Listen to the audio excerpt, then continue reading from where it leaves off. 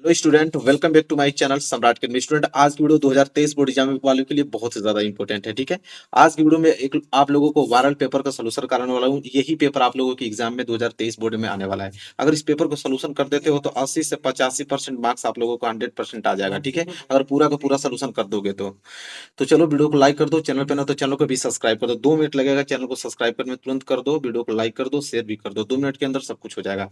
पूरा अगर सोल्यूशन कर देते हो तो 100% गारंटी है मेरी कि 85 से 80 नंबर तक तुम मैथ में जरूर लाओगे। ठीक है, तो चलो देखो, यहाँ पे 3 घंटे 15 मिनट का समय मिलेगा आप लोगों को इस प्रश्न पत्र को करने के लिए। 2023 बोर्ड एग्जाम का ये न्यू आप लोगों का पेपर आप लोगों का है। सेम इसी कैटेगरी पे आएगा। 20 नंबर का ऑब्जेक्टिव क्वेश्चन भी आएगा, 50 नंबर का लिखित प्रश्न आएगा। सबसे पहले हम लोग यहाँ से खंड अ स्टार्ट करने वाले हैं। ठीक है, और खंड अ देखने वाले हैं। खंड अ में टोटल 20 यहाँ पे ऑब्जेक्टिव क्वेश्चन रहेंगे और 20 ऑब्जेक्टिव क्वेश्चन सॉल्व करके ही आप लोगों को ऑप्शन बताया जाएगा। ठीक है, क्योंकि सारे ऑब्जेक्टिव क्वेश्चन बहुत तगड़े हैं। तो पहला प्रश्न पढ़ते हैं। देखिए, पहला प्रश्न सॉल्व करते हैं। क्या है, कह रहा है कि एक परिमेय संख्या का दशमलव प्रसार सदैव होता है। एक परिमेय संख्या का जो दशमलव प्रसार होता है वो सदैव होता है। अशांत की दूसरा ऑप्शन शांत, कि तीसरा ऑप्शन उपयुक्त दोनों, कि ऑप्शन डी इनमें से कोई नहीं। तो देखिए, जो आप लोगों का परिमेय संख्या का दशमलव प्रसार होता है वो शांत और अशांत दोनों होता है। इसलिए आप लोगों का उपयुक्त दोनों, मतलब ये तीसरा जो ऑप्शन है सही हो जाएगा। क्योंकि परिमेय संख्या या तो शांत होगी या तो आपका अशांत होगी, सबको मालूम है। ठीक है, परिमेय संख्या तो शांत होती है या तो अशांत होती है, इसलिए तीसरा ऑप्शन सही होगा, उपयुक्त दोनों। तो देखो, पहला तो तुरंत सॉल्व हो गया, सिंपल था और याद भी होगा आप लोगों को। दूसरा प्रश्न देखो क्या है। एक शून्येतर परिमेय संख्या और एक अपरिमेय संख्या का गुणनफल होता है।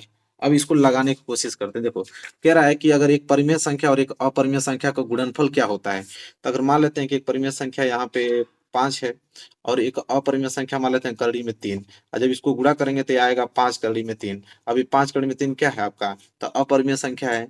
तो देखो, याद रखना कि एक अगर परिमेय संख्या है और दूसरा आपका अपरिमेय संख्या है, और इन दोनों का अगर गुणनफल पूछे तो हमेशा सदैव हमेशा अपरिमेय संख्या होता है। मतलब पहला ऑप्शन ही इस क्वेश्चन का सही होगा, मतलब सदैव अपरिमेय होगा। ठीक है, तो याद रखना, परिमेय और अपरिमेय संख्याओं का गुणनफल हमेशा अपरिमेय होता है। जैसा कि यहाँ पे देख पा रहे हैं, ये परिमेय है, ये आपका अपरिमेय है। दोनों का हमने गुणनफल किया तो देखो अपरिमेय ही आता है, हमेशा आता है। ठीक है, तो पहला जो है राइट आंसर हो जाएगा। चलो अगला देखते हैं, तीसरा प्रश्न। तीसरा प्रश्न क्या है, तीसरा प्रश्न की तरफ बढ़ेंगे। कह रहा है कि इस रेखाओं रेखाओं यक्स बराबर 0 और 2x+3y = 12 का प्रतिच्छेद बिंदु होगा। ठीक है, प्रतिच्छेद बिंदु। तो देखो कितना सिंपल दिया है, यक्स का वैल्यू दिया है। ठीक है, अब यक्स का वैल्यू 0 दिया है और कह रहा है कि यह जो है इसका प्रतिच्छेद बिंदु क्या होगा। तो सिंपल होगा कि 2x+3y = 12। ठीक है, यक्स बराबर 0 रख दो यहाँ पे। तो जहां पे भी यक्स आ गया तो 0 रख लिया। अब प्लस ये हो जाएगा 3y = 12। ठीक है, तो 0 में 2 का गुणा करोगे तो 0 प्लस कितना आ जाएगा, 3y = 12 आ जाएगा। 3y में 0 जोड़ोगे तो हो जाएगा 3y बराबर कितना, 12। अगर यहाँ से y निकालोगे तो y बराबर क्या आ जाएगा, 12/3। और कटाओगे तो y बराबर कितना आ जाएगा, 4। तो देखो, पूछा है कि बिंदु का निर्देशांक, बिंदु का निर्देशांक हमेशा x, y लिखा जाता है, हमेशा x, y।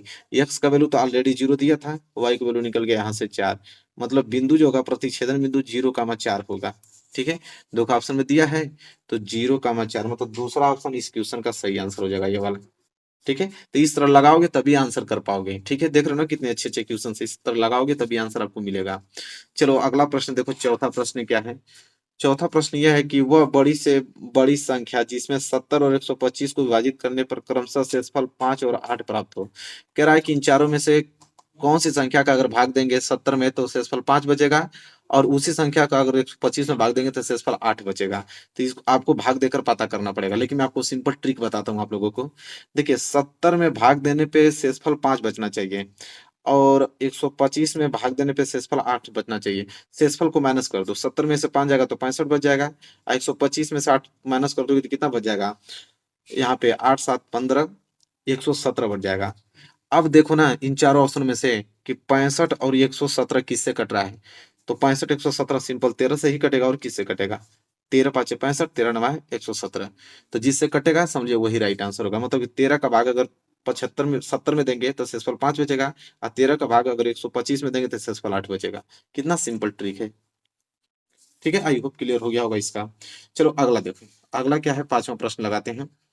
समीकरण 2x + ay = 1, एक तो समीकरण ये दिया हुआ है और एक समीकरण ये दिया है, कह रहा कोई कोई भी हल नहीं होगा यदि ए का मान होगा। सिंपल है, देखो दो चर वाले रैखिक समीकरण, पहले आप तुलना कर लो। यहां से a1 के वैल्यू निकालोगे तो a1 बराबर क्या निकल जाएगा 2, और b1 बराबर क्या निकल जाएगा यहाँ से a, और c1 बराबर क्या निकल जाएगा यहाँ से c1 का वैल्यू 1 है।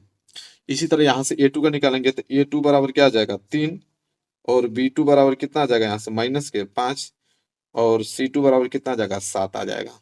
ठीक है, कह रहा कोई हल नहीं होगा।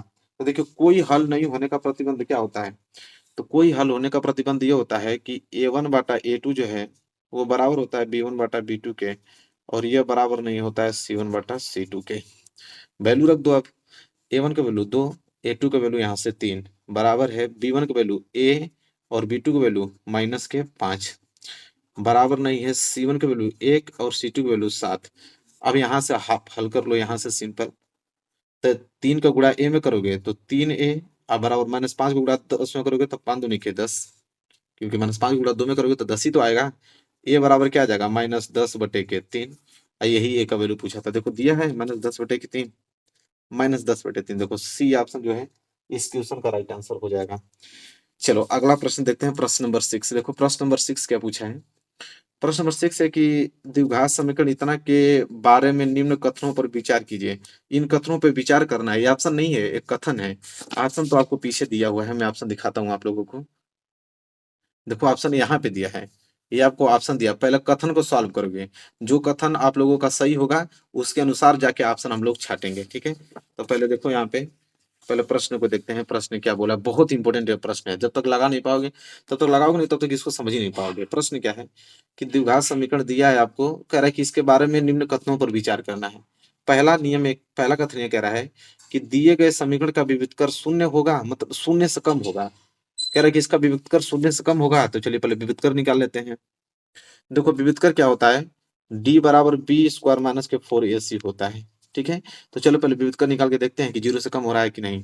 तो देखो a का वैल्यू क्या आ जाएगा 2, b का वैल्यू यहाँ से आ जाएगा आपका -4, और c का वैल्यू आ जाएगा 3, रख दो। तो d बराबर b² कितना है -4, तो इसका होल स्क्वायर -4 गुणे a का वैल्यू कितना है 2, तो 2 रख दो। c का वैल्यू कितना है 3, तो यहाँ पे 3 रख लो। अब डी का वैल्यू निकालोगे तो -4 का होल स्क्वायर करोगे तो +16, -4 दूनी के 8 तरीके 24, तो डी बराबर कितना आ जाएगा -8। अब -8 हमेशा 0 से छोटा ही होता है, सबको मालूम है। -8 जो है 0 से छोटा होता है, मतलब पहला कथन तो सत्य है, क्योंकि बोला है कि दिए गए समीकरण का व्युत्क्रम शून्य से कम होगा, मतलब पहला कथन तो सत्य निकला। दूसरा कथन चेक करें, दूसरा बोला है कि समीकरण के कोई मूल वास्तविक नहीं है। समीकरण के कोई जो मूल होगा वास्तविक नहीं है, बिल्कुल वास्तविक नहीं है, क्योंकि जब विविधकर यहाँ पे शून्य आ जाता है, या मैं लिख भी देता हूँ, जब विविधकर आपका ऋणात्मक आ जाएगा तो कोई वास्तविक मूल नहीं होता है, कोई वास्तविक मूल नहीं होता, मतलब दूसरा कथन भी सही है। और इसके बाद बोला है कि समीकरण का व्युत्क्रम शून्य है, तो ये तो बिल्कुल नहीं है। समीकरण का मूल वास्तविक होगा, बिल्कुल नहीं होगा, मतलब ऑप्शन ए और ऑप्शन बी यही दोनों सही हैं। तो चलिए देखते हैं कि मतलब कथन ए और कथन बी दोनों सही हैं। अब ऑप्शन चेक करते हैं कि ऑप्शन में क्या क्या दिया है।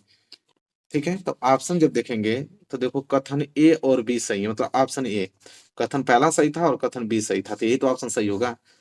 तो क्वेश्चन नंबर 6 का ए जो है राइट आंसर हो जाएगा। ठीक है, इस प्रकार। चलो 7वां प्रश्न देखो, 7वां प्रश्न क्या बोला है। देखो ये प्रश्न बहुत ज्यादा इंपॉर्टेंट, तब तक लगाओगे नहीं तब तक लग नहीं पाएगा, बहुत इंपॉर्टेंट है। ठीक है, कह रहा है कि ए ओ बी सी एक आयत है और जिसके 3 शीर्ष दिए हुए हैं। ए का निर्देशांक 0,3, बी का दिया है 0,3, और ओ का 0,3 और बी का दिया है 5,0, इसका विकर्ण है। सबसे पहले तो आप एक आयत बनाओ, जो बोला है पहले उस तरह करो। एक आयत बना लेते हैं, ये बन गया हम लोगों का आयत। ठीक है, अब आयत में इसका नाम ए रख देता हूँ, इसका नाम हम ओ रख देते हैं, इसका नाम बी रख देते हैं। ठीक है, और इसका नाम हम सी रख देते हैं।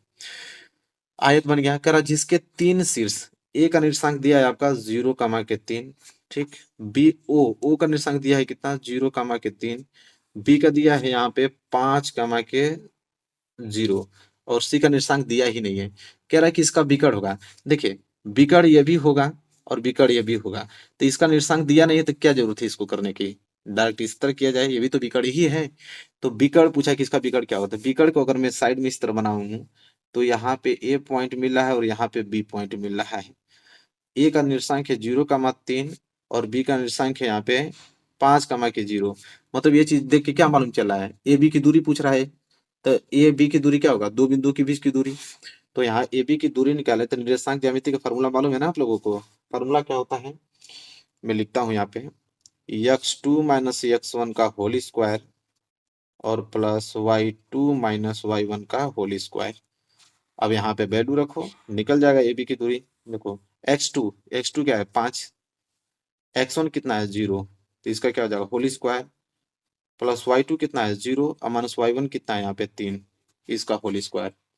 जब हल करेंगे इसको तो 5 में से 0 गया तो 5 इसका होल स्क्वायर, और 0 में से 3 जाएगा तो -3 ही बचेगा, इसका होल स्क्वायर। और यहाँ पे आप लोगों का हो जाएगा 5 का स्क्वायर करोगे तो 25, ठीक है, और 3 का स्क्वायर करोगे कितना आ जाएगा 9, ठीक है। तो देखो 25 और 9 कितना हो जाएगा यहाँ पे 34, तो करड़ी में 34 आ गया ए बी की दूरी, ठीक है। अब देखो ऑप्शन में दिया है करड़ी में 34, देखना पड़ेगा। देखो ऑप्शन तीसरा जो इस क्वेश्चन का राइट आंसर हो जाएगा, ठीक है। चलो 8वां प्रश्न देखो, 8वां प्रश्न क्या है। 8वां है कि यदि समीकरण एक्स स्क्वायर प्लस के एक्स -5/4 बराबर 0 का एक मूल 1/2 है तो के का मान होगा। तो एक मूल दिया है और के का वैल्यू पूछ रहा है, कितना सिंपल होता है, देखो किस प्रकार लगाएंगे। एक्स स्क्वायर प्लस के एक्स और -5/4 बराबर 0 दिया हुआ है। एक मूल आपको मालूम है, जो मूल आपको देना कि एक मूल ये है, दूसरा मूल बताइए, चाहे के का वैल्यू बताइए। तो एक मूल दिया है उसको यक्स की वैल्यू हमेशा बनता है, क्योंकि मूल हमेशा यक्स का निकलता है, तो यक्स का ही वैल्यू होता है। तो यक्स बराबर 1/2, जहाँ पे भी यक्स दिखेगा वहां पे 1/2 रख दो, सिंपल। तो यक्स आ गया, मतलब 1/2 रख लो। इसका क्या हो जाएगा होल स्क्वायर प्लस के गुड़े एक्स, एक्स आ गया तो इसको रखोगे 1/2 और -5/4 बराबर के 0।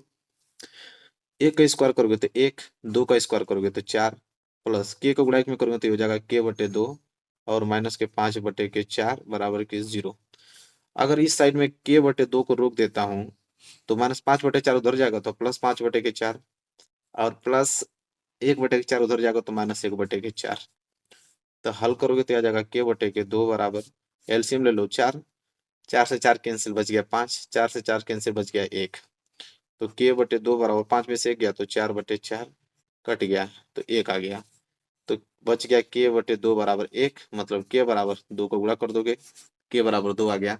और यही k का वैल्यू पूछा था, देखो दिया है k बराबर 2, ऑप्शन पहला, देखो पहला जो है राइट आंसर होगा, ठीक है। यही प्रश्न आपके एग्जाम में ऐसे ही आएंगे, ऐसे ही पूरा का पूरा करके चले आओगे, ठीक है। हालांकि प्रैक्टिस आपको करनी है थोड़ी। अगला देखो, अगला तो बहुत सिंपल है कि दो त्रिभुज समरूप होते हैं। सबको मालूम है कि कोई दो त्रिभुज समरूप होगा कब, बोला है कि यदि उनके संगत कोण बराबर हो, और दूसरा है कि इनकी संगत भुजाएं एक ही अनुपात में होती हैं। ऑप्शन तीसरा उपयुक्त तो दोनों, ऑप्शन डी इनमें से कोई नहीं। तो उपयुक्त तो दोनों होंगी, क्योंकि सबको मालूम है कि कोई भी दो त्रिभुज समरूप तभी होता है, कोई भी दो त्रिभुज अगर समरूप है तो उसकी संगत कोण हमेशा बराबर होगा और इसकी भुजाएं हमेशा समानुपात में होती हैं। मतलब इसलिए ऑप्शन तीसरा जो है दोनों सही हो जाएगा। देखो ये बहुत सिंपल था। अगला प्रश्न देखो, अगला प्रश्न बहुत अच्छा है, इसको लगाओगे मजा आ जाएगा, ठीक है। कह रहा है कि यदि एक समकोण त्रिभुज एबीसी में कोण सी 90 अंश है और एसी जो है 3 सेंटीमीटर और बीसी 4 सेंटीमीटर, और बिंदु सी से जाने वाली माध्यिका की माप है। बहुत इंपॉर्टेंट क्वेश्चन है, समझे, लगाने में मजा आ जाएगा, ठीक है। देखते हैं कैसे लगेगा। देखिए सबसे पहले तो हम लोग त्रिभुज बना लेते हैं भैया, समकोण त्रिभुज देखो यहाँ बनाते हैं। एक छोटा सा हम यहाँ पे समकोण त्रिभुज बना लेते हैं। देखो ये समकोण त्रिभुज है, देखो इसके बाद करेंगे हम लोग यहाँ पे, देखो समकोण त्रिभुज हमने बना दिया, इसका नामकरण कर देते हैं। ए है, ये आपका सी है और ये बी। अब आपने कहा सी क्यों माने हैं, क्योंकि सी ही बोला है, सी समकोण होना चाहिए, इसलिए 90 अंश को हमने सी माना है, ठीक है। इसको भी मान लिया हमने, ठीक है, यहाँ तक हो गया। अब देखो दिया है यहाँ पे कि ए सी बराबर 3, तो चलो ए सी बराबर 3 हमने मान लिया। बीसी बराबर 4 सेंटीमीटर, बीसी बराबर 4 सेंटीमीटर। बिंदु सी से जाने वाली माध्यिका की माप, मतलब बिंदु सी से इस पे लंब डाला गया है इस तरह, तब ये लंब डाला गया है, इसको मान लेते हैं बिंदु डी है, और यही सी डी की लंबाई पूछ रहा है। तो सबको मालूम है कि जो सी डी ये लंब डाला गया है, तो ये 2 बराबर भागों में बटेगा, मतलब ये दोनों दूरी आपस में क्या होगी, बराबर होगी, सबको मालूम है। ठीक है, तो चलिए सबसे पहले हम लोग करेंगे यहाँ पे CD की लंबाई हमको याद करना है। सबसे पहले हम यहाँ पे AB की लंबाई याद करेंगे। ठीक है, AB की लंबाई मालूम हो जाएगा क्योंकि लंब हमको मालूम है, आधार भी मालूम है, तो कर्ण के हिसाब से AB की लंबाई मालूम चल जाएगा। तो लिखेंगे कि त्रिभुज ABC में बड़े वाले त्रिभुज ABC में पाइथागोरस नियम लगाएंगे। ठीक है, यहाँ पे लिख देता हूँ, यहाँ पे आप लोग लिख लेना, पाइथागोरस नियम लगाएंगे। पाइथागोरस नियम क्या कहता है कि कर्ण का स्क्वायर, कर्ण यहाँ पे AB है, तो AB का स्क्वायर बराबर लंब का स्क्वायर, लंब मतलब AC का स्क्वायर प्लस आधार मतलब BC का स्क्वायर, यही तो होता है। तो यहाँ से अगर मैं AB स्क्वायर निकालूं तो AC का स्क्वायर मतलब 3 का स्क्वायर और BC मतलब 4 का स्क्वायर। तो यहाँ से AB का स्क्वायर आ जाएगा, 3 का स्क्वायर करोगे तो 9, 4 का स्क्वायर करोगे तो 16। यहाँ से AB का स्क्वायर आ जाएगा 16 9 25। यहाँ से अगर AB निकालोगे तो यह वर्ग में उधर जाएगा तो क्या हो जाएगा, वर्गमूल में होगा। तो यहाँ से अगर AB निकालूं तो 25 का वर्गमूल 5, तो AB की वैल्यू तो 5 आ गया। तो यहाँ टोटल AB की वैल्यू 5 आ गया। अगर DB की बात करें तो यह 2.5 हो जाएगा क्योंकि 2 बराबर भागों में बांट रहा है इसको, तो 2.5 सेंटीमीटर या 2.5 सेंटीमीटर ये हो जाएगा। ठीक है, अब देखो हमें चाहिए CD की लंबाई। ठीक है, तो CD निकल जाएगा कि नहीं, BCD। अब देखो त्रिभुज BCD में, छोटे वाले त्रिभुज में देखो ये 90 अंश होगा क्योंकि लंब जा रहा है, तो ये भी 90 अंश पे बढ़ता है, ये भी 90 अंश। तो ये 90 अंश के स्थान में भुजा क्या कहलाएगी, कर्ण। ये तो कर्ण हो गया। ठीक है, 90 अंश के स्थान में भुजा क्या कहलाएगी, कर्ण। इसको लंब मान लो और इसको आप आधार मान लो। ठीक है, तो आराम से निकल जाएगा। तो आपने कर्ण मान लिया और ये आपका आधार का काम करेगा, यहाँ से लंब लंब आपका निकल जाएगा CD। तो लिखोगे कि त्रिभुज BCD में, किसमें, त्रिभुज BCD में पाइथागोरस नियम से, अब यहाँ पाइथागोरस फिर लगेगा। पाइथागोरस पर मैं क्या कहेगा कि कर्ण का स्क्वायर, कर्ण इस बार क्या है BC। ठीक है, कर्ण का स्क्वायर बराबर लंब का स्क्वायर, लंब का स्क्वायर क्या है यहाँ पे CD स्क्वायर और प्लस आधार का स्क्वायर। ठीक है, आधार यहाँ पे क्या है DB का स्क्वायर। तो देखो BC का दिया है 4, तो 4 का स्क्वायर बराबर CD तो हमको निकालना है, तो ये हो जाएगा CD का स्क्वायर प्लस DB की वैल्यू दिया है 2.5, तो इसका होल स्क्वायर। ठीक है, हल करोगे तो 4 का हो जाएगा 16 बराबर CD का स्क्वायर और प्लस 25 का होता है 625। लेकिन एक अंक बाद दशमलव तो यहाँ पे 2 अंक बाद लगेगा, मतलब 6.25 आएगा। और यहाँ हमको निकालना है CD, तो CD का स्क्वायर निकालोगे तो यह हो जाएगा आपका 16, ये प्लस उधर जाएगा तो माइनस में आ जाएगा 6.25। तो 16 में से 6.25 यहाँ पर घटा देते हैं तो कितना आ जाएगा यहाँ पे, ये आ जाएगा आपका 9.75 बराबर CD का स्क्वायर। ठीक है, तो अगर मैं यहाँ से CD निकालूं कि CD बराबर क्या होगा, तो ये वर्ग उधर जाएगा तो किस में हो जाएगा, वर्गमूल में 9.75। अगर मैं CD निकालूं तो CD बराबर 9.75 लगभग आता है 3.122 सेंटीमीटर तक। तो CD बराबर आ गया 3.122 सेंटीमीटर। देखते हैं ऑप्शन में दिया है, तो देखिए इसमें आप एक चीज देखने को आपको मिलेगा कि इसमें ऑप्शन ही उस प्रकार का नहीं बनाया है, एक भी ऑप्शन नहीं, मतलब इसने मॉडल पेपर में ये चीज गलत किया है कि इसमें ऑप्शन ही नहीं दिया उस कैटेगरी का। ठीक है, रियल आंसर वो होगा लेकिन इसमें उस प्रकार के आंसर ही नहीं दिया है। ठीक है, लगभग देखो 3.122 आया है ना, तो इसमें उस तरह के ऑप्शन ही नहीं है बिल्कुल, मतलब एक क्वेश्चन उसने मिस्टेक किया है। चलो अगला प्रश्न देखते हैं।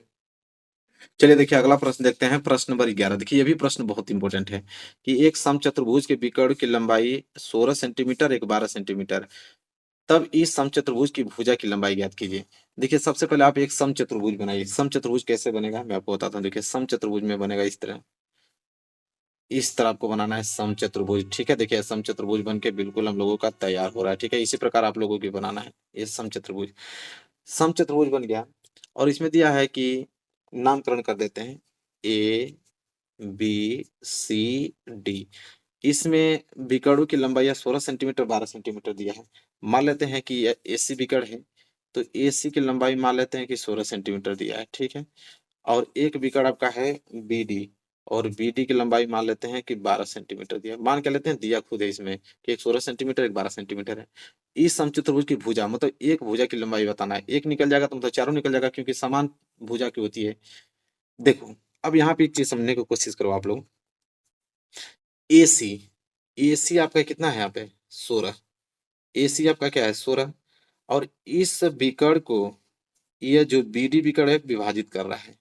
तो विभाजित कर रहा था, ये दोनों भुजाएं आपस में बराबर होंगी, दो बराबर भागों में इसको बांटेगा। और ये वाला विकर्ण क्या करेगा कि इसको दोनों बराबर भागों में बांटेगा। तो देखो ए सी था आपका 16, तो ये 8 हो जाएगा, ये 8 हो जाएगा। बीडी आपका 12 था, तो ये आपका 6 हो जाएगा, 6 हो जाएगा। ठीक है। और ये तो आप लोगों को परस्पर 90 अंश पे विभाजित करते हैं, ये समकोण त्रिभुज पे, मतलब समकोण अंश, मतलब ये भी 90, ये भी 90, ये भी 90, ये भी 90 अंश का होता है। इसका नाम हम ओ रख देते हैं केंद्र को। तो एक भुजा कोई उठा लो आप, एक त्रिभुज ले लो ओ ए बी में। तो आपको ओ ए बी में क्या है, लंब मालूम है, आधार मालूम है, और यहाँ से कड़ मान लो, कड़ तुरंत निकल जाएगा। कितना सिंपल है। तो आप लिखोगे कि त्रिभुज ओ ए बी में, यहाँ पे लिख लो त्रिभुज ओ ए बी में। अब ओ ए बी में कौन सा नियम लगाओगे, पाइथागोरस नियम लगा लो। पाइथागोरस नियम क्या कहता है कि कड़ का स्क्वायर, कड़ यहाँ पे क्या है ए बी, तो ए बी का स्क्वायर बराबर लंब, लंब क्या है यहाँ पे ओ ए का स्क्वायर, और प्लस आधार क्या है यहाँ पे ओ बी, तो ओ बी का स्क्वायर। तो यहाँ से ए बी निकालना है, तो ये हो जाएगा ए बी का स्क्वायर बराबर ओ ए कितना है 8, तो 8 का स्क्वायर प्लस ओ बी कितना है 6, तो 6 का स्क्वायर। तो ये हो जाएगा ए बी स्क्वायर बराबर 8 का स्क्वायर 64, और 6 का स्क्वायर 36।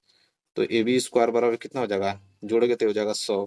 और यहाँ से जब ए बी निकालेंगे तो ये वर्ग है, और उधर भेज देंगे तो ये वर्गमूल में आ जाएगा। ठीक है। और यहाँ से ए बी निकालोगे तो 100 का वर्गमूल 10। तो देखो 10 सेंटीमीटर ए बी आ गया भुजा, तो ये 10 तो सभी 10 हो जाएंगे। तो देखो 10 सेंटीमीटर ऑप्शन देखते हैं, तो ऑप्शन उधर है, उधर चेक करते हैं। देखो ऑप्शन में 10 सेंटीमीटर दिया है ना, दूसरा ऑप्शन देखो, तो सिंपल है, उस प्रकार आप लगा पाओगे। तो देख रहे हो ना कितना मोस्ट इंपोर्टेंट यहाँ पे ऑब्जेक्टिव दिया है। इसी प्रकार के ऑब्जेक्टिव आएंगे, बता दे रहा हूँ।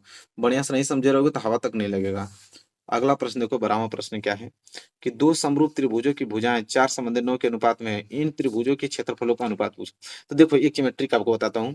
जब भी समरूप त्रिभुज की भुजाएं का अनुपात दिया रहे, जब भी समरूप त्रिभुज की भुजाओं का अनुपात दिया रहे और त्रिभुजों के क्षेत्रफलों का अनुपात पूछे, तो क्षेत्रफलों का अनुपात उसकी भुजाओं के वर्ग के अनुपात के बराबर होता है। मतलब वर्ग कर देना है, 4 का वर्ग कर दो, इधर 9 का वर्ग कर दो, तो 4 का हो जाएगा 16, 9 का हो जाएगा 81, 16/81 रेशियो इसका आ जाएगा। मतलब ऑप्शन 4 जो है राइट आंसर हो जाएगा, 16/81। लेकिन बात को समझना, कब, जब समरूप त्रिभुजों की भुजा दिया रहेगा, क्षेत्रफलों का अनुपात पूछेगा। लेकिन कभी कभी क्या होता है कि क्षेत्रफलों का अनुपात दे देता है, भुजा का अनुपात पूछता है। तो भुजा का जब अनुपात पूछेगा तो वर्गमूल निकलता है। ठीक है। और क्षेत्रफलों का अनुपात पूछेगा तो वर्ग निकलता है। तो ये बात याद रखना, ठीक है, क्योंकि एग्जाम में चेंज कर सकता है। चलो अगला प्रश्न देखो, प्रश्न नंबर 13। देखो अगला प्रश्न लगाते हैं। देखो अगला प्रश्न बहुत ज्यादा सिंपल है कि यदि 4 tan θ बराबर 3, तो यहाँ पे 4 sin θ माइनस cos θ बटे में 4 sin θ प्लस cos θ बराबर होगा। तो देखो सबसे सिंपल आप कर क्या सकते हो इसमें कि ये चीज जो दिया है कि 4 tan θ बराबर 3, ठीक है। तो यहाँ से tan θ की वैल्यू निकालोगे कि tan θ बराबर क्या हो जाएगा, तो ये हो जाएगा 3/4, क्योंकि गुणा में उधर जाएगा तो भाग में आ जाएगा। मतलब tan θ की वैल्यू आपको मालूम चल गया कि 3/4 है। और आपको ये चीज दिया हुआ है, क्या दिया है कि 4 sin θ और माइनस के cos θ, और पूरे के बटे में दिया है 4 sin θ और प्लस के cos θ दिया है। देखो tan θ में बदलने के लिए cos θ का सब में भाग दे दो, सब में cos θ का भाग दे दो। तो यहाँ पे लिख लेना कि cos θ का भाग देने पे, तो cos θ का भाग दोगे तो ये हो जाएगा 4 sin θ, इसमें cos θ का भाग दे दो। ठीक है। क्योंकि cos θ का भाग दे दोगे तो tan θ में तुरंत बदल जाएगा, क्योंकि sin θ बटे cos θ tan θ का ही फार्मूला होता है। इसलिए cos θ का सब में भाग दो, तो माइनस ये हो जाएगा आपका cos θ, इसमें भी हमें cos θ का भाग देना पड़ेगा। इसी तरह बटे में ये हो जाएगा 4 sin θ, इसमें भी हमें cos θ का भाग देना पड़ेगा। चलो दे देते हैं।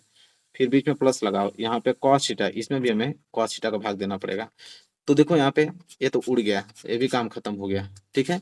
बच गया 4, और sin θ बटे cos θ कहलाता है आपका tan θ, और माइनस के ये कट गया तो बच गया 1, और नीचे हो जाएगा 4 sin θ बटे cos θ क्या कहलाता है tan θ, और बीच में प्लस, इधर बच गया आपका 1। और tan θ का वैल्यू तो मालूम चल गया है, तो 4 गुणे tan θ, tan θ का वैल्यू कितना है 3/4, तो यहाँ पे हो जाएगा 3/4, और माइनस के 1, और यहाँ हो जाएगा 4 गुणे tan θ, फिर वहां 3/4 और प्लस के 1। तो 4 से 4 कैंसिल, यहाँ से 4 से 4 कैंसिल, तो 3 - 1 ऊपर बच गया 2, और 3 + 1 नीचे बच गया 4। घटाओगे तो 2 एकम 2 और 2 दूनी के 4, 1/2। देखो स्पीड बहुत तेज करना है कैलकुलेशन, तभी समय बच पाएगा। ठीक है। तो स्पीड को आप मेंटेन किए रहो, इसलिए मैं थोड़ा तेज कर रहा हूँ, तो कि आप लोगों को प्रैक्टिस हो पाए। 1/2 देखो ऑप्शन में दिया है कहीं पे 1/2 तो ऑप्शन तीसरा जो इस क्वेश्चन का राइट आंसर हो जाएगा। ठीक है, चलो अगला प्रश्न देखते हैं। अगला प्रश्न बहुत ज्यादा सिंपल है, तुरंत लगा दोगे। जब भी इस प्रकार का आंसर आए इस तरह कहे कि इसका मान हमेशा 1 होता है, जब भी देखो 75 अंश और 15 अंश इनका योग अगर 90 अंश आ गया तो समझ लो हमेशा इसका आंसर 1 आएगा। कैसे आता है सबको मालूम है ना, चलो बता देता हूँ। देखो साइन 75 अंश और बटे कॉस 15 अंश दिया है। देखो दोनों में से किसी एक को चेंज कर लो। जैसे साइन 75 अंश को चेंज करना है तो मैं लिखूंगा इसको कि साइन 90 माइनस 15 अंश, क्योंकि 90 में से 15 जाएगा तभी तो साइन 75 अंश आएगा। और नीचे उस तो रहने दो उसको कॉस 15 अंश को। एक फार्मूला होता है साइन 90 माइनस थीटा बराबर कॉस थीटा, तो साइन 90 माइनस 15 अंश बराबर क्या हो जाएगा कॉस 15 अंश। ठीक है, और नीचे आपका तो कॉस 15 अंश है ही, कट के क्या आ जाएगा 1। तो सिंपल, देखो कितना ट्रिक अच्छा है। चलो अगला प्रश्न देखो, प्रश्न नंबर 15। देखो ये प्रश्न छोटा ही है लेकिन बहुत ज्यादा इंपॉर्टेंट है। ठीक है, सबकी बस की नहीं किसको कोई लगा पाए। ठीक है, आप लोग इसको बढ़िया से समझ लो कि क्या है कि यदि एक वृत्त का परिमाप वर्ग के परिमाप के बराबर है तो उनके क्षेत्रफलों का अनुपात होगा। देखो कितना सिंपल लग रहा है पढ़ने में, लेकिन देखना कैसे लगेगा। वृत्त का परिमाप वर्ग के परिमाप के बराबर है। देखो वृत्त का परिमाप का फार्मूला क्या होता है, तो वृत्त का परिमाप का होता है 2 पाई आर, बराबर है वर्ग के परिमाप का। वर्ग का परिमाप क्या होता है 4a, मतलब 4 गुणे भुजा होता है। ठीक है, अब यहां से पहले ये चीज हमको दिया है कि वृत्त का परिमाप वर्ग के परिमाप के बराबर है। यहां से क्या कर सकते हो, सिंपल आप इसको कटा सकते हो 2 बार में।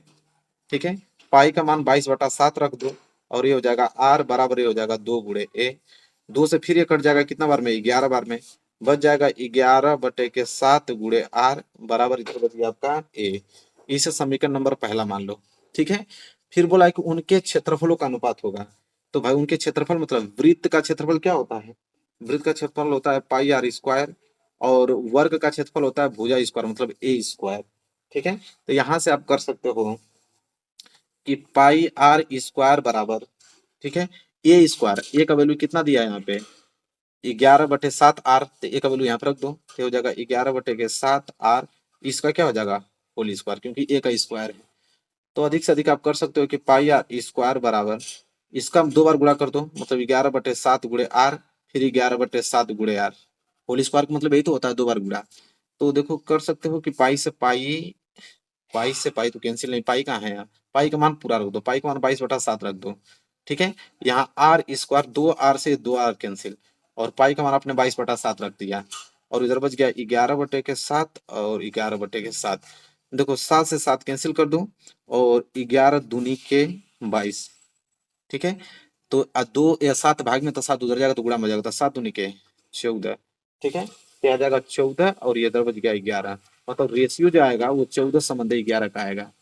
ठीक है, 14/11 का रेशियो आने वाला है, क्योंकि ऊपर 14 आ रहा है नीचे आपका 11 आ रहा है। तो देखो दिया है 14/11, देख रहे हो ना कितना अच्छा प्रश्न है।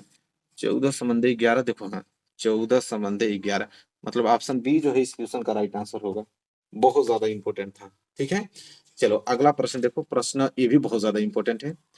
प्रश्न नंबर 16, क्या बोला है कि दो गोलों के आयतनों का अनुपात दिया हुआ है, उनके पृष्ठीय क्षेत्रफलों का अनुपात पूछ रहा है। देखिए किस प्रकार लगेगा। देखो 2 गोला है, तो एक गोले का आयतन को V1 मान लेता हूँ और एक गोले के आयतन को V2 मान लेता हूँ। तो एक गोले का आयतन का फॉर्मूला वही होगा क्या 4/3 पाई आर क्यूब, और इस वाले गोले का आयतन भी वही होगा 4/3 पाई आर क्यूब। इसको त्रिज्या R1 मान लो, इसको त्रिज्या R2 मान लो, सिंपल। तो देखो पहले गोले के आयतन है, ये दूसरे गोले का आयतन है। अब दोनों गोले के आयतनों का अनुपात दिया है 64 मतलब V1 अनुपात V2 दिया है आपको कितना 64/27 ये दी रखा है। अब पूरा एक उनके पृष्ठीय क्षेत्रफलों का अनुपात, पृष्ठीय क्षेत्रफलों का अनुपात पूछ रहा है हमसे। ठीक है, तो देखो कैसे निकालेंगे। ठीक है, तो देखो यहाँ सबसे पहले तो हमें आयतनों का अनुपात यहाँ पे अगर निकालूं तो आयतनों का अनुपात क्या निकलेगा V1/V2। तो V1 क्या है यहाँ पे 4/3 पाई R1 का क्यूब, और बटे में V2 का आयतन कितना है 4/3 पाई R2 का क्यूब। यहाँ से देखो 4/3 पाई 4/3 पाई तो दोनों कैंसिल हो जाएगा यहाँ पे। और V1/V2, V1 का वैल्यू कितना दिया है 64, V2 का वैल्यू दिया है कितना 27, बराबर यहाँ पे R1 का क्यूब और यहाँ पे R2 का क्यूब बच रहा है।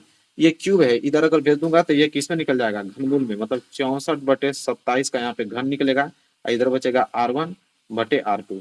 तो देखो 64 का घनमूल क्या होता है यहाँ पे 4, और 27 का घनमूल क्या होता है यहाँ पे 3। तो 4/3 बराबर R1/R2, मतलब उनकी त्रिज्याओं का अनुपात कितना आ गया 4/3। लेकिन हमसे क्वेश्चन में पूछा है कि पृष्ठीय क्षेत्रफलों का अनुपात। तो पृष्ठीय क्षेत्रफल, तो देखो पहले गोले के लिए, ये पहला गोला मान लेते, तो पहले गोले का जो पृष्ठीय क्षेत्रफल होगा वो होगा 4πr²। तो इसको त्रिज्या R1 मान लेते हैं। और दूसरे गोले का जो पृष्ठीय क्षेत्रफल होगा वो होगा 4πr² का स्क्वायर, मतलब त्रिज्या इसका दूसरा मान लेते हैं। अब इसका अनुपात पूछा है, तो अनुपात अगर निकालूं तो दोनों को भाग देना पड़ेगा तभी तो अनुपात निकलेगा। तो भाग देने पे देखो 4π कैंसिल हो गया, बचेगा R1 का स्क्वायर और बटे R2 का स्क्वायर। और R1 की वैल्यू कितना है यहाँ पे 4, तो 4 का स्क्वायर, और R2 का वैल्यू कितना है यहाँ पे 3, तो 3 का स्क्वायर। तो 4 का स्क्वायर 16 और 3 का स्क्वायर 9, मतलब 16 संबंधी 9 इस क्वेश्चन का राइट आंसर होगा। ठीक है, देखो ऑप्शन में दिया है, तो जैसा देख पा रहे हो कि देखो 16 संबंधी 9 दिया है। ठीक है, कुछ लोग क्या करेंगे कि 4 संबंधी 3 पे ही मार देंगे, नहीं, उसको पृष्ठीय क्षेत्रफलों का अनुपात पूछा है। ठीक है, वो तो त्रिज्याओं का अनुपात ना 4 संबंधी 3 आया है, लेकिन पृष्ठीय क्षेत्रफल का अनुपात 16 संबंधी 9। सोच समझ के लगाना तभी, अन्यथा न इतना गलत कर दोगे क्या बताया जाए। तो प्रैक्टिस करना पड़ेगा आप लोगों को, हालांकि मैं प्रैक्टिस करा रहा हूँ आप लोगों को, कोई दिक्कत नहीं होगा। अगला प्रश्न देखो क्या है, 1 से 10 तक की धनात्मक विषम संख्याओं का समांतर माध्य है। तो 1 से लेकर 10 तक धनात्मक विषम संख्या कौन कौन सी होती है। ठीक है, सबको मालूम है कि पहली तो क्या होगी, पहले तो 1 से ही स्टार्ट होगी, मतलब पहला 1, फिर 3, फिर 5, फिर आपका आ जाएगा 7, फिर 9। यही तो धनात्मक विषम संख्या है। तो n बराबर कितना आ गया, कितनी संख्या है 1 2 3 4 5 है। समांतर माध्य पूछा है, समांतर माध्य क्या होता है कि दी हुई संख्याओं का योगफल, मतलब 1 + 3 + 5 + 7 + 9 और बटे कितनी संख्या है, तो टोटल 5 संख्या है। तो जोड़ोगे कितना हो जाएगा यहाँ पे 16, और 16 5 21 4 25, 25/5 घटाओगे तो कितना आ जाएगा 5। समांतर माध्य कितना आ गया 5। देखो ऑप्शन में दिया है, देखो ऑप्शन चौथा। तो इस प्रकार के छोटे छोटे क्वेश्चन आता है समांतर माध्य वाला, तुरंत कर लोगे। अगला देखो कह रहा है कि माध्यिका को आलेखीय विधि द्वारा निम्न में से किससे प्राप्त किया जाता है। अगर माध्यिका को अगर हमें आलेखीय विधि से प्राप्त करना है तो किस प्रकार प्राप्त करते हैं, तो भाई तोरण से प्राप्त करते हैं। तोरण से, किससे, तोरण से, मतलब 18 का जो ए है राइट आंसर होगा, याद कर लेना। ठीक है, अगला प्रश्न भी बहुत सिंपल ही है, कितना 19। यदि कुछ प्रेक्षणों का माध्य, कुछ प्रेक्षणों का माध्य दिया है 27, बहुलक दिया है 45, तो माध्यिका पूछ रहा है। और एक फॉर्मूला आपने लोगों को बताया था, ठीक है, कि माध्य बहुलक और माध्यिका में एक फॉर्मूला चलता है, कि फॉर्मूला यह होता है, नोट कर लो, बहुलक बराबर 3 गुणे माध्यिका, ठीक है, 3 गुणे माध्यिका और माइनस के 2 गुणे समांतर माध्य, समांतर माध्य। यह फॉर्मूला आप लोगों को रटा होना चाहिए। ठीक है, बहुलक बराबर 3 गुणे माध्यिका माइनस 2 गुणे समांतर माध्य। अब देखो क्या दिया है, बहुलक 45, बहुलक 45 गुणे 3 गुणे माध्यिका, माध्यिका हमसे पूछा है, तो m का वैल्यू हम लोग निकालते हैं, माइनस 2 गुणे समांतर माध्य, माध्य हमको दिया है 27, 27। अब हल कर लो, ये हो जाएगा 45 बराबर 3m माइनस 27 दूनी के 54, तो 45 माइनस 54 इधर आएगा तो प्लस के 54 बराबर के 3m। जोड़ोगे तो कितना हो जाएगा 5 4 9, 5 4 9, 99 बराबर 3 गुणे m। m मतलब क्या है माध्यिका, 3 से कटा जाओगे तो कितना 33 बार में m, मतलब माध्यिका कितना आ गया 33 आ गया। तो देखो इस प्रश्न को टाइम लगाओगे कि जल्दी से तुरंत आंसर लाओगे। ठीक है, देखो 33 दूसरा, देख रहे हो ना कितना सिंपल है। अगला देखो, अगला तो याद करने लायक है। देखो क्या है, वर्गीकृत आंकड़ा की से अधिक प्रकार से और से कम प्रकार की संचयी बारंबारता वक्रों के प्रतिच्छेदन बिंदु के भुज से जो आंकड़ा प्राप्त होता है वो क्या कहलाता है, माध्य, माध्यक, बहुलक, उपयुक्त सभी। ठीक है, बताओ क्या कहलाता है, सिंपल माध्यक कहलाता है। क्या कहलाता है, माध्यक कहलाता है। से कम वाला, से आंकड़ा वाला आप लोग जानते हो, जिस तरह से ग्राफ खींचते हैं तो ये आप लोगों का से अधिक वाला, इस तरह से कम वाला जहां काटता है वहां से तो माध्यिका निकालते हैं। ठीक है, तो ये माध्यिका को डिनोट करता है। तो जब भी आपसे प्रश्न पूछे कि से अधिक और से कम प्रकार की जो संचयी बारंबारता निकलता है उसका वक्र बनाकर, तो उसके प्रतिच्छेदन बिंदु से जो हम लोग आंकड़ा ज्ञात करते हैं वो हमेशा माध्यक निकलता है। ठीक है, जितने लोगों ने सांख्यिकी चैप्टर पढ़ा होगा उनको मालूम चल रहा होगा। तो देखो ये थे 20 नंबर के ऑब्जेक्टिव क्वेश्चन हो गए। अब खंड ब, खंड ब सारे प्रश्न हम लोग हल करने वाले हैं। लिखा है ना इसमें कि सभी खंड कीजिए, सभी खंड करना है हम लोगों को। ठीक है, पहले पहला क करते हैं, पीछे भी दिया हुआ है। ठीक है, तो पहले हम लोग क करेंगे, प्रश्न को पढ़ते हैं और फिर लगाते हैं। प्रश्न यह है कि दो क्रमागत धनात्मक पूर्णांकों का गुणनफल 2 से विभाज्य है, यह कथन सत्य है या असत्य, कारण बताइए। कह रहा है कि कोई भी दो क्रमागत धनात्मक पूर्णांक का अगर गुणनफल दो से क्या हो जा रहा है, विभाज्य है, यह कथन सत्य है या असत्य है। तो आइए देखते हैं कि विभाज्य है या नहीं। कैसे हल करेंगे? क्वेश्चन पहला, इसको हटाते हैं और यहाँ पे हम लोग लगाते हैं इसको। चलिए क्वेश्चन नंबर पहला यहाँ पे हम लोग लिखते हैं। क्वेश्चन था यह कि दो क्रमागत धनात्मक पूर्णांकों का गुणनफल दो से क्या है, विभाज्य है, यह कथन सत्य है या असत्य है। तो सबसे पहले लिखेंगे कि माना, क्योंकि हमें दो क्रमागत धनात्मक पूर्णांक मालूम है नहीं, मानेंगे इसको कि माना दो क्रमागत माना दो क्रमागत धनात्मक पूर्णांक,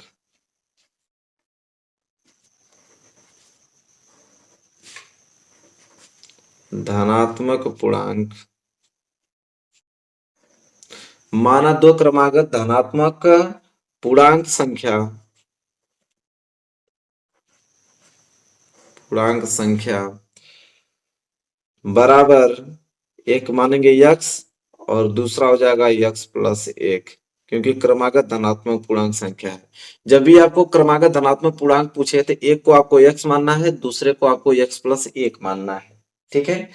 और कह रहा है कि यहाँ पे दोनों को संख्या कोई निकाल देते हैं। एग्जाम्पल के तौर पे अगर हम मानते हैं यहाँ पे, तो एग्जाम्पल के तौर पे आप यक्स बराबर कुछ भी मानिए। अगर यक्स बराबर एक मान लेते हैं, यहाँ पे लिखेंगे यक्स बराबर एक लेने पे, चाहे यक्स बराबर दो लेने पे, आप कुछ भी मान सकते हो। तो यक्स बराबर एक लेंगे तो यहाँ यक्स, तो यक्स का बराबर तो एक ही है, ठीक है, कामा यक्स एक रखेंगे तो हो जाएगा एक प्लस एक हो जाएगा।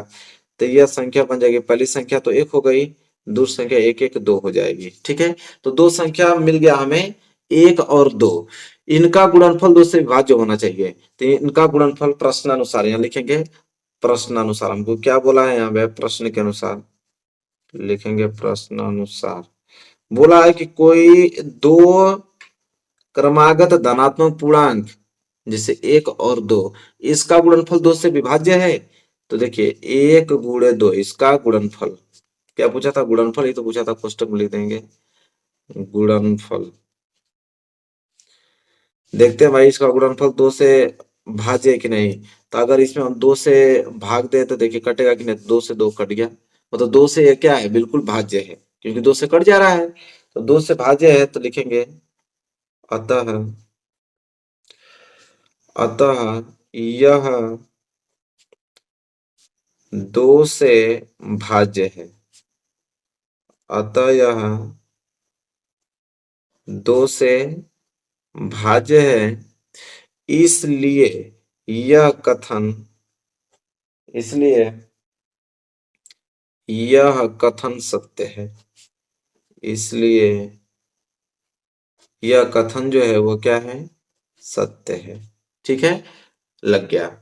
तो देखिए आई होप आपको क्लियर हो गया होगा, दो नंबर का पहला प्रश्न एकदम अच्छे तरीके से पूरा समझ में आ गया होगा आप लोगों को। चलिए आगे बढ़ते हैं, ये क्वेश्चन नंबर पहला है, एकदम अच्छे तरीके से समझ में आया होगा आप लोगों को। आगे बढ़ेंगे तो क्वेश्चन नंबर दूसरा ख क्या है कि यदि कॉट थीटा बराबर 7/8 तो 1 + sin थीटा और 1 - sin थीटा बटे में 1 + cos थीटा, एक कोष्टक में 1 - cos थीटा का मान निकालिए। चलिए देखिए इसको करते हैं, बहुत ही अच्छा क्वेश्चन है, इंपॉर्टेंट क्वेश्चन है, तो चलिए इसको कर लेते हैं।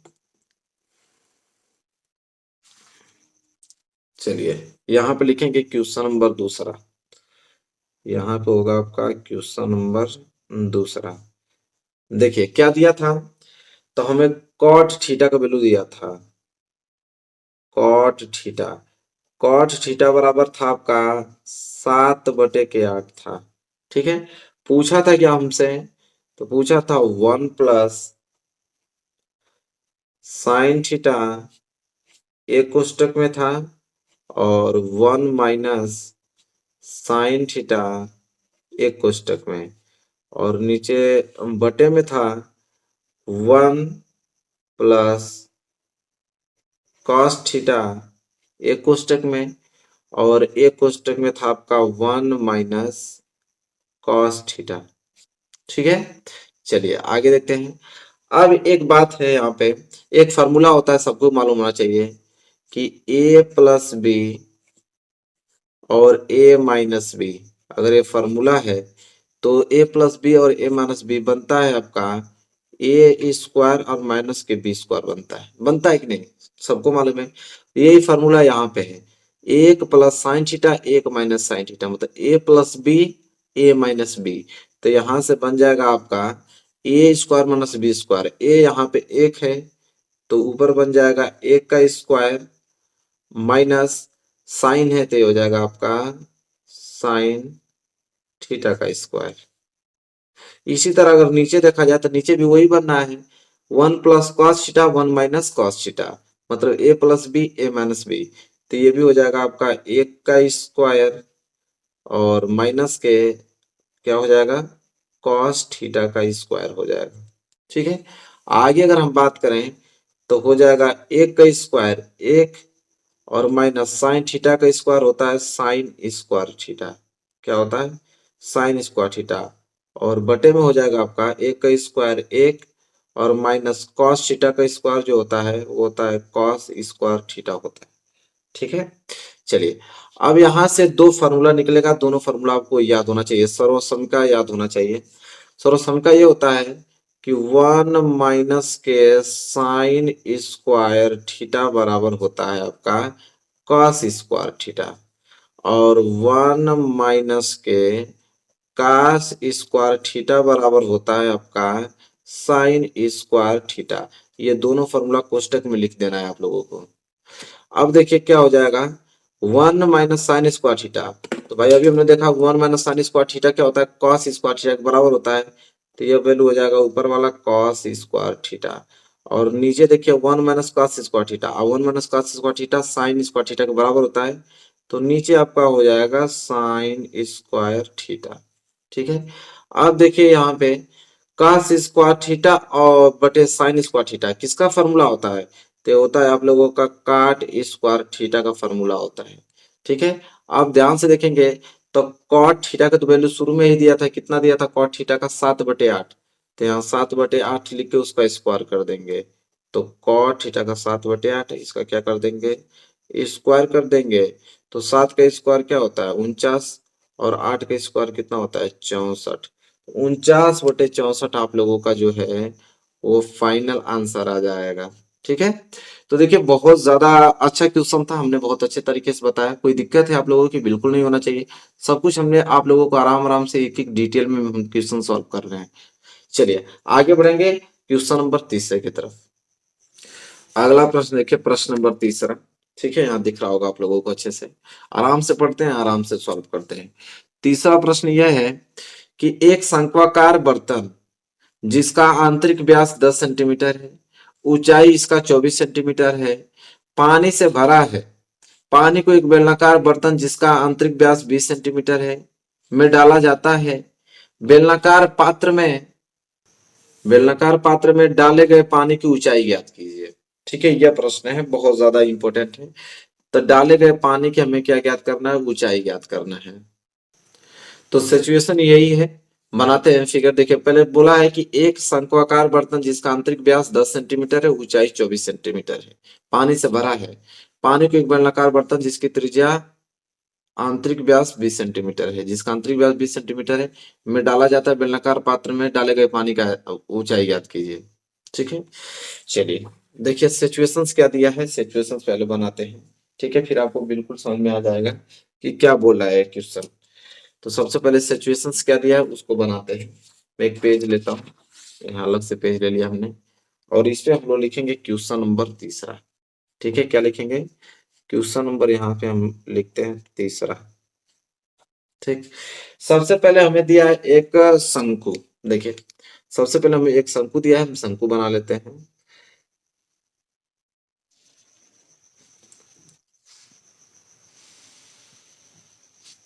देखिए ये बन गया आपका शंकु। ठीक है, अब इस शंकु का हमें ऊंचाई दिया है 24 सेंटीमीटर, आंतरिक व्यास 10 सेंटीमीटर दिया है। आंतरिक व्यास का मतलब यहां से लेकर यहां तक ये आंतरिक व्यास है। ठीक है, व्यास मतलब डी, डी बराबर यहाँ पे हमको दिया है 10 सेंटीमीटर। ठीक है, डी बराबर हमको 10 सेंटीमीटर इसका व्यास दिया है, ऊंचाई भी इसकी दिया हुआ है, तो ये जो पूरी हाइट हो जाएगी इसकी यहां से लेकर यहां तक, यह हाइट है। हाइट हमको बोल रखा है कितना, 24 सेंटीमीटर। ठीक है, यहां से हम लोग लिखेंगे ये जो एच बराबर है वो हमें 24 सेंटीमीटर दिया है। यहाँ तक क्लियर है पूरा। कह रहा है कि एक शंक्वाकार बर्तन जिसका आंतरिक व्यास 10 सेंटीमीटर है और ऊंचाई 24 सेंटीमीटर है और इसमें पूरा पानी से भरा हुआ है, इसमें पूरा का पूरा क्या हुआ, भरा हुआ है, पानी भरा हुआ है। ठीक है, ये पूरा का पूरा इसमें पानी भरा हुआ है और यह पानी इसमें पूरा का पूरा भरा हुआ है और ये इस पानी को क्या कर रहा है, वह इस पानी को एक बेलनाकार बर्तन में पूरे पानी को डाल दे रहा है। ठीक है, यहाँ से पानी उठा रहा है और पानी उठाने के बाद वो क्या कर रहा है, एक बेलन के आकार का बर्तन है उसमें इसको डाल रहा है। तो पहले एक बेलन बना लेते हैं।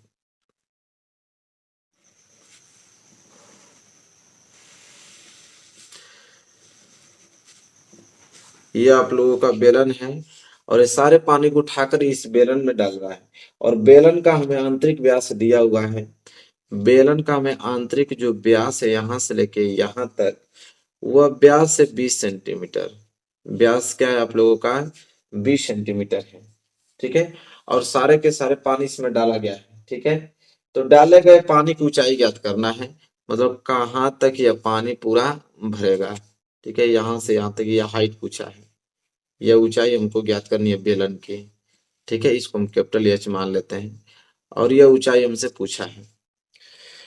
तो चलिए, सबको मालूम है कि यह शंकुआकार बर्तन है, इसमें जितना पानी है और पूरा का पूरा पानी अगर हमने बेलन में डाल दिया, पूरा का पूरा पानी, तो भाई शंकु का जितना आयतन रहा होगा उतने ही आयतन का पानी तो बेलन में गया होगा।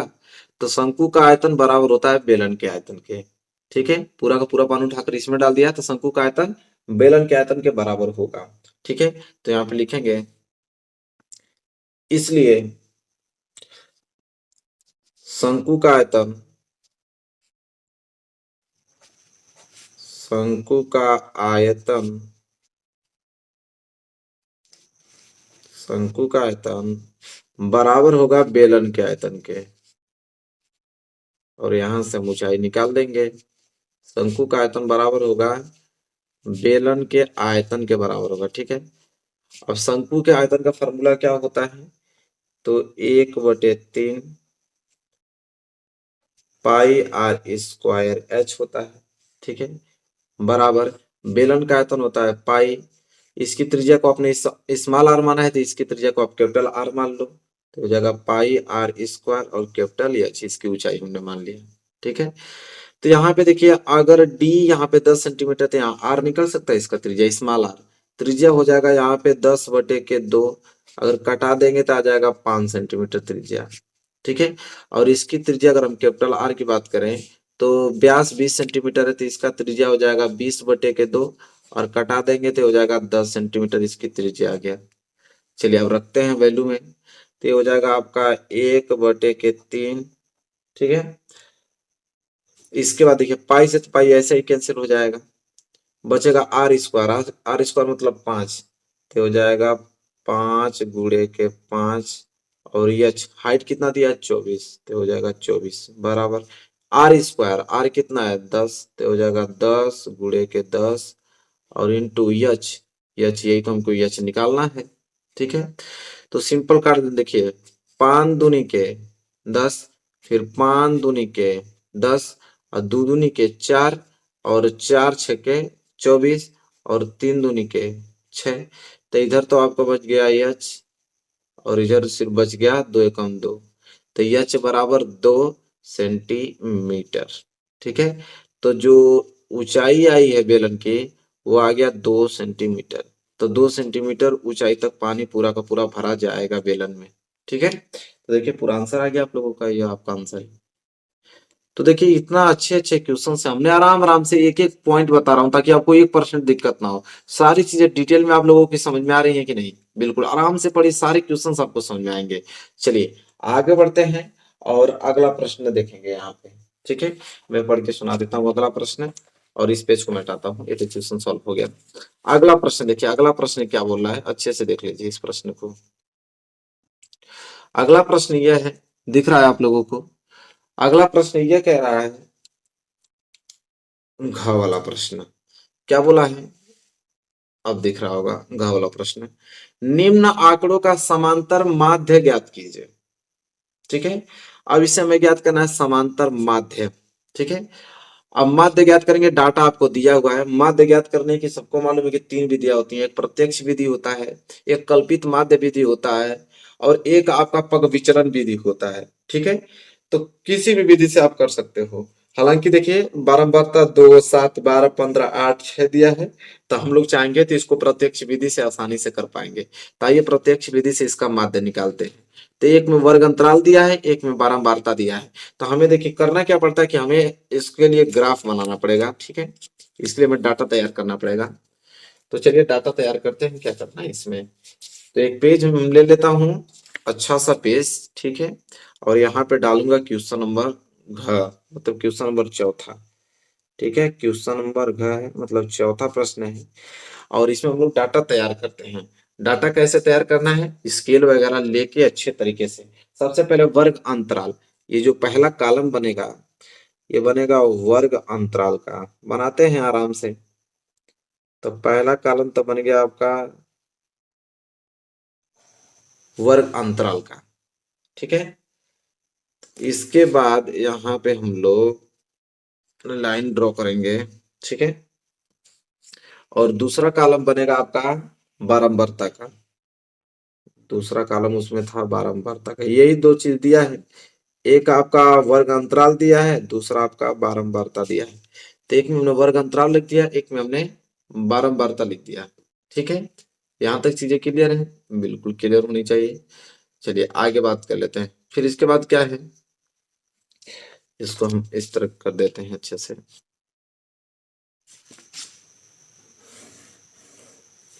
ठीक है, चलिए वर्ग अंतराल में क्या दिया है, पहला 10 से लेके 20, 10 से लेके 20। ठीक है, फिर 20 से लेकर क्या दिया हुआ है 30, फिर 30 से लेकर दिया हुआ है 40। ठीक है, 40 से लेके अंतराल 50 दिया है, 50 से लेके अंतराल 60 दिया है, और 60 से लेके अंतराल 70 दिया है। ठीक है, और बारंबारता कितना दिया है, इसका 2, इसका 7, इसका आपका 12, और इसका 15, इसका आपका 8, इसका आपका 6। ठीक है, यह दिया हुआ है बारंबारता। यहाँ पे हम लाइन ड्रॉ कर लेते हैं। ठीक है, अब सुनिए सभी लोग ध्यान से, नीचे आइए, इस ग्राफ को छोड़िए, नीचे आइए। हमें ज्ञात करना है प्रत्यक्ष विधि से।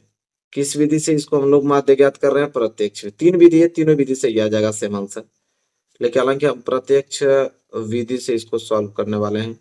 तो प्रत्यक्ष विधि का फॉर्मूला याद क्या होगा, तो प्रत्यक्ष विधि का फॉर्मूला होता है कि यक्स पे बार बराबर सिग्मा एफ आई एक्स आई, और बटे में होता है आपका सिग्मा एफ आई।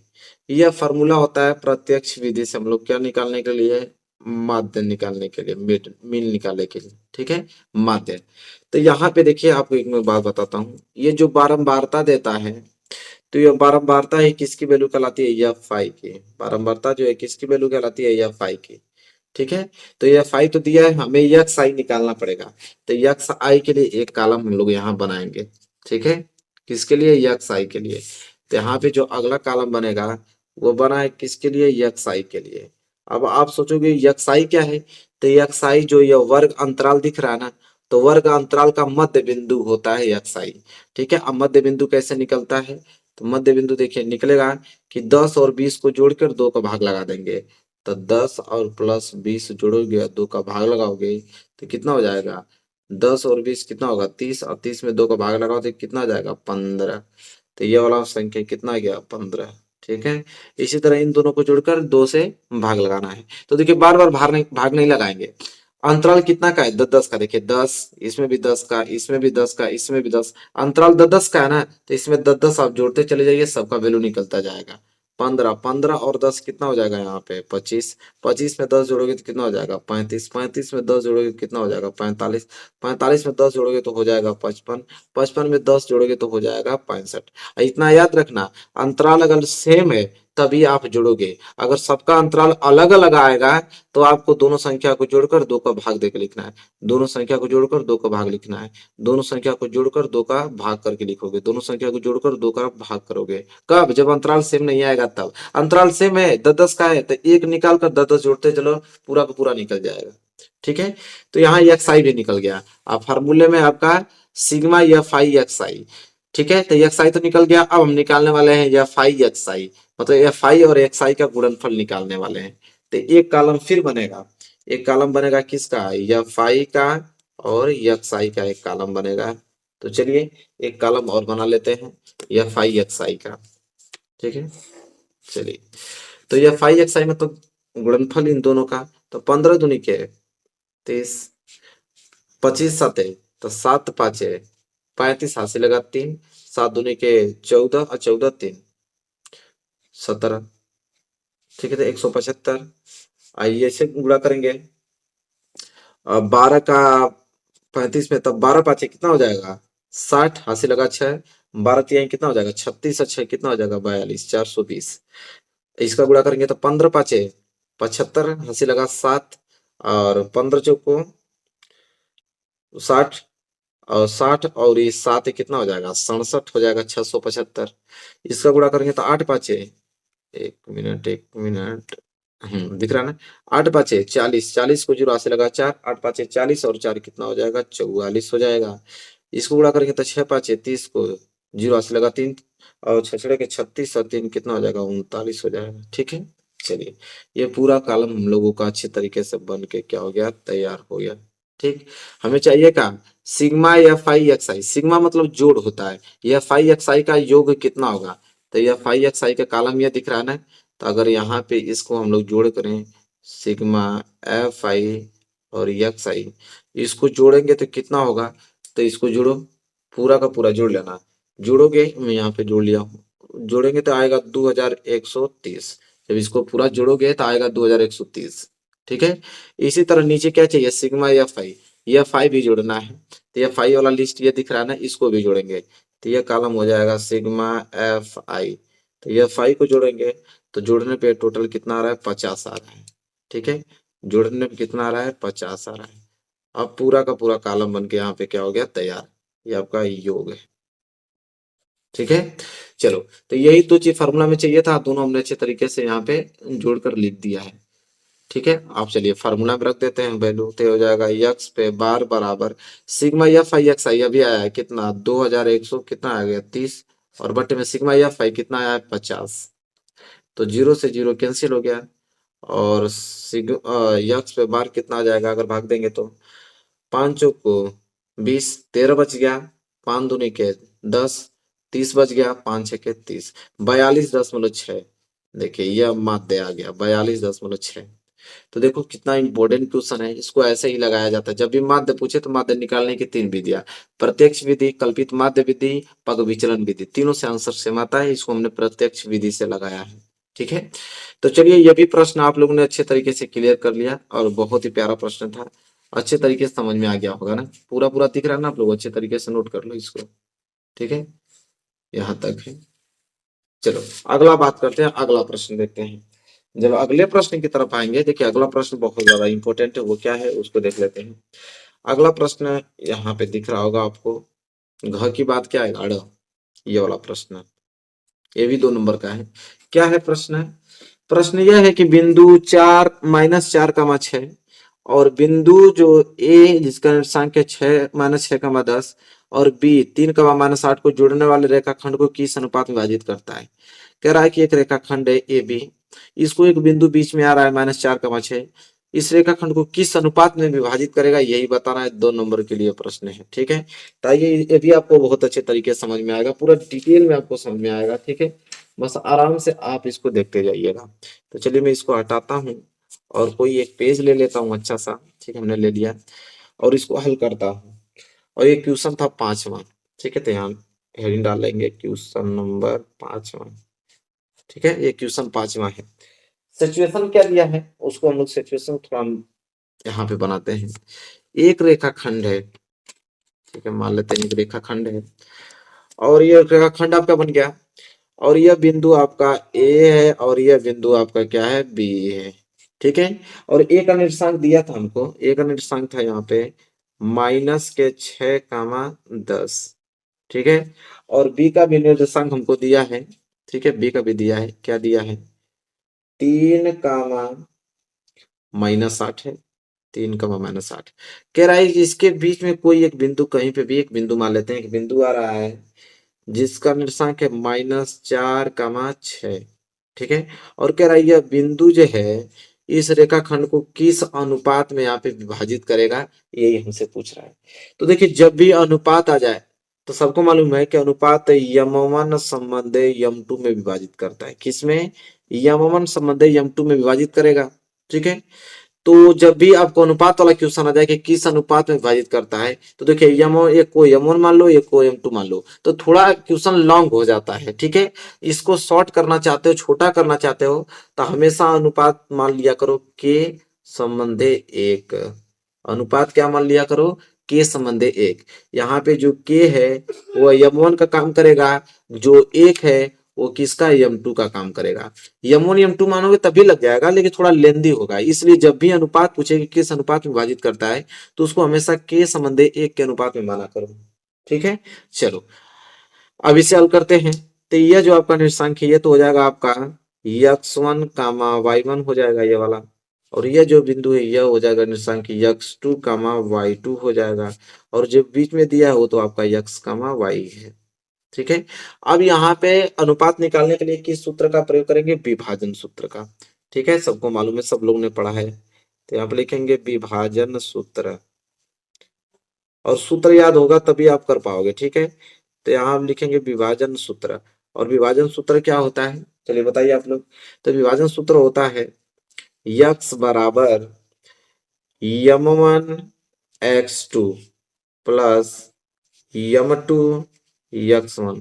अब पूरे के पूरे बटे में होता है m1 प्लस m2 होता है। ठीक है, अगर y निकालें तो y बराबर हो जाएगा आपका m1 y2 plus m2 y1। अब पूरे के पूरे बटे में हो जाएगा आपका m1 प्लस क्या हो जाएगा, m2 हो जाएगा। ठीक है, यही फॉर्मूला होता है टोटल। ठीक है, विभाजन सूत्र का। तो चलिए इसे सूत्र पर रखते हैं। तो पहले यक्स, ठीक है, तो यक्स का वैल्यू कितना है, तो यक्स बराबर आया है -4, तो यक्स बराबर हम लिखेंगे -4 बराबर यम1। यम1 देखिए m1 को हमने के माना है, तो m1 की जगह हो जाएगा के गुणे x2। x2 कितना है 3, तो हो जाएगा 3 प्लस m2 को हमने 1 माना है तो हो जाएगा 1 इंटू x1 यहाँ पे -6 तो -6। अब पूरे के पूरे बटे में हो जाएगा m1 प्लस m2 मतलब k प्लस 1। ठीक है, अब यहाँ से y निकालते हैं, तो y बराबर कितना है, तो y बराबर 6 है, तो यहाँ 6 बराबर बीच में आपका गामा है। 6 बराबर क्या हो जाएगा m1 कितना है k इंटू y2 कितना है -8 प्लस m2 कितना है, m2 यहाँ पे 1 है तो क्या लिखोगे 1 इंटू y1 कितना है जी, y1 10 है तो यहाँ लिखोगे 10।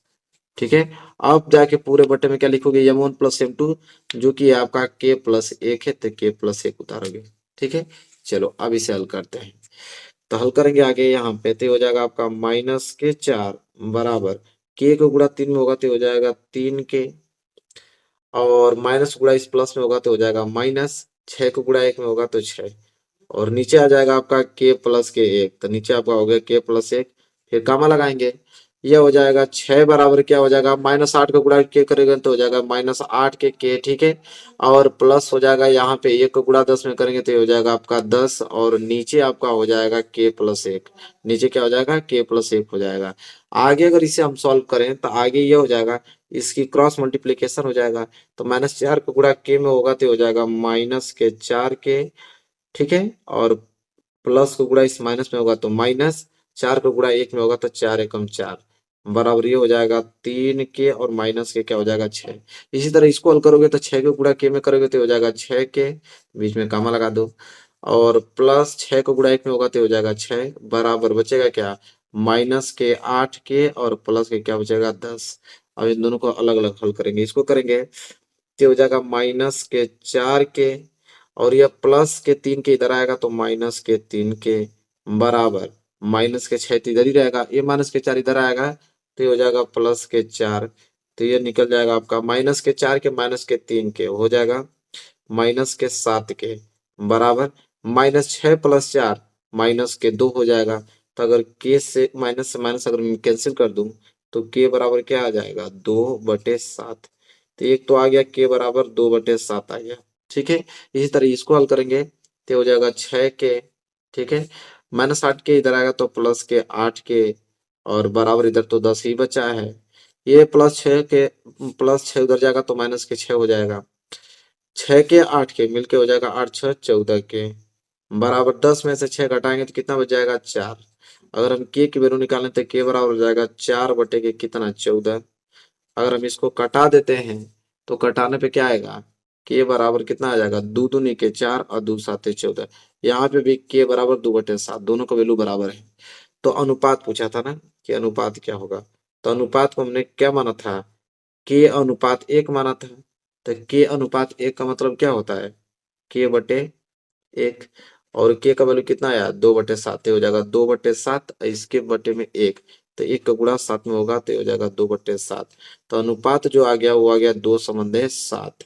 तो किस अनुपात में विभाजित करेगा तो 2:7 के अनुपात में विभाजित करेगा। यह क्वेश्चन सॉल्व हो गया। ठीक है, ये जो अनुपात आएगा 2:7, यह 2 में बांटेगा, यह 7 में बांटेगा। ठीक है, तो देखो यह प्रश्न क्लियर होता हुआ इस प्रकार इस प्रश्न को लगाते हैं। एक एक पॉइंट हमने अच्छे तरीके से समझाया, पूरा पॉइंट आपको समझ में आ गया होगा अच्छे तरीके से। ठीक है, चलिए आगे बात कर लेते हैं, अगला प्रश्न देखते हैं। और अगला प्रश्न ये आप लोगों का लास्ट प्रश्न है, देख लीजिए। इसके बाद 4-4 नंबर वाले क्वेश्चन सॉल्व होंगे, तो अगला वीडियो में 4-4 नंबर वाला कराऊंगा। 6-6 नंबर वाला करा दिया हूँ, इसी वीडियो के डिस्क्रिप्शन में लिंक है, जाकर देख लीजिए। तो ये 2-2 नंबर वाले क्वेश्चन आपको जो है लास्ट हम चेक करने वाले हैं। क्या है कि k का मान ज्ञात कीजिए यदि बिंदु a, b और c संरेखीय हैं। तो देखिए कितना सिंपल है कि जब बिंदु संरेखीय है तो त्रिभुज का क्षेत्रफल 0 के बराबर होने लगता है, और वहां से इसका वैल्यू रख के k का वैल्यू निकाल लीजिए। तो बहुत ज्यादा सिंपल है, और कैसे इसको हल करना मैं आप लोगों को बताता हूँ। इसको साइड करना पड़ेगा मुझे थोड़ा पेपर को, और इसको भी मुझे हटाना पड़ेगा, और एक नया पेज लेना पड़ेगा सॉल्व करने के लिए। तो ले लिया जा रहा है नया पेज, यहाँ पे नया पेज ले लिया गया। ठीक है, और ये क्वेश्चन नंबर 5वें के बाद क्या आता है 6वां। तो यहाँ पे मैं लिखूंगा क्वेश्चन नंबर 6। क्वेश्चन नंबर 6 बोला है क्या, कह रहा है कि k का मान ज्ञात करना है। 3 बिंदु दिया है, तीनों बिंदु संरेखीय हैं। तो देखिए संरेखीय होने का मतलब कि तीनों बिंदु एक ही रेखा में आएंगे। अगर बिंदु आपका संरेखीय है, ठीक है, क्या है संरेखीय बिंदु है। जब बिंदु आपका संरेखीय हो इसका मतलब ये होता है कि ये तीनों बिंदु एक ही रेखा में आएंगे। एक ही रेखा में तीनों बिंदु आएगा। यह बिंदु ए इसी पे आएगा, बिंदु बी भी इसी पे आएगा, बिंदु सी भी इसी पे। एक ही रेखा में तीनों बिंदु आता है जब बिंदु संरेखीय होता है, उससे त्रिभुज नहीं बनता है। जब बिंदु संरेखीय होता है तो मतलब अब एक सीधी रेखा से त्रिभुज बन पाएगा नहीं, बन पाएगा। तो बिंदु जब संरेखीय हो मतलब तीनों बिंदु एक ही रेखा में हो। और निर्देशांक भी दिया है, ए का हमें दिया है, यहाँ पे मैं लिख देता हूँ। ए का दिया है 2,3, बी का हमें दिया है 4, दिया हुआ है, और सी का निर्देशांक हमें दिया है 6, -3। ठीक है, और पूछा है कि के का वैल्यू ज्ञात कीजिए। हमसे पूछा है कि के का वैल्यू ज्ञात कीजिए, और बिंदु संरेखीय है। तो सबको मालूम है, लिखेंगे कि अगर, यहाँ एक लाइन लिखना पड़ेगा आपको, कि अगर बिंदु संरेखीय है, अगर बिंदु संरेखीय है, अगर बिंदु संरेखीय है तो त्रिभुज का जो क्षेत्रफल निकलेगा, त्रिभुज ए बी सी, त्रिभुज ए बी सी का जो क्षेत्रफल हम लोग निकालेंगे वो क्षेत्रफल किसके बराबर होगा 0 के बराबर होगा। अब त्रिभुज एबीसी का क्षेत्रफल का फॉर्मूला आप लोगों को मालूम होना चाहिए। फॉर्मूला क्या होता है, तो फॉर्मूला मैं ब्लैक पेन से लिखता हूँ। फॉर्मूला होता है आपका त्रिभुज एबीसी का 1/2 कोष्टक में फॉर्मूला तो याद है ना आप लोगों को, x1 कोष्टक में y2 माइनस y3 कोष्टक बंद प्लस x2 इसके बाद y3 माइनस y1 होता है प्लस x3 और होता है आपका y1 माइनस y2। ठीक है, कोष्टक बंद और बराबर किसके बराबर है, जीरो के, थे भी जीरो को बराबर कर देंगे। ठीक है, अब देखिए यह जो आपका ये तो आपका x1 कामा y1 कहलाएगा। ठीक है, यह बिंदु आपका क्या कहलाएगा, x2 कामा y2 कहलाएगा और यह बिंदु आपका क्या कहलाएगा, x3 कामा y3 कहलाएगा। ठीक है, चलिए अब बस वैल्यू आप लोगों को पुटअप करना है, वैल्यू को रखना है, रखते हैं तो ये हो जाएगा 1/2 और बड़ा कोष्टक में x1 का वैल्यू कितना है जी 2, तो क्या रखेंगे 2, छोटा कोष्टक में y2 का वैल्यू कितना है k, तो k रखा जाएगा माइनस के y3 कितना है -3, तो -3 ये हो जाएगा +3। ठीक है, इसके बाद प्लस x2 कितना है 4 है, तो x2 की जगह हम लोग 4 रखेंगे। ठीक है, इसके बाद y3 कितना है -3, तो ये हो जाएगा -3, बीच में लगा है माइनस, माइनस लगा दो। y1 कितना है 3, तो आप 3 लगा दो। ठीक है, प्लस लिखोगे x3 कितना है 6, 6 लिखोगे। y1 कितना है जी 3 है, तो 3, अब माइनस y2 कितना है, तो k है, तो यहाँ पे k। ठीक है, फिर कोष्टक पूरा बंद कर दो और जीरो के बराबर कर दो। ठीक है, आगे हल करते हैं, देखो आगे हल हो जाएगा तो ये हो जाएगा 1/2, तो ऐसे ही रहेगा। ठीक है, इसका गुणा कर दो तो ये हो जाएगा 2 के और प्लस 2 तिहाई 6। ठीक है, और इसका करोगे तो देखो माइनस में माइनस जोड़ोगे तो ये माइनस के 6 हो गया। ठीक है, अब माइनस के 6, अब माइनस गुणा इस प्लस में होगा तो यहाँ पे माइनस और 6 को 24, तो ये पूरा 24 निकल गया आप लोगों का सिंपल।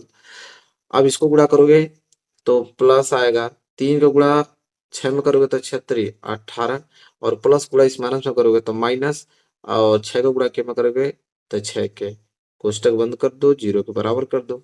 आगे जब इसे हल करोगे तो हो जाएगा 1/2 और कोष्टक में हो जाएगा यहाँ पे, यहाँ से देखो 2 के और माइनस के 6 के, तो 2 के में से माइनस के 6 के जाएगा तो बचेगा माइनस के 4 के।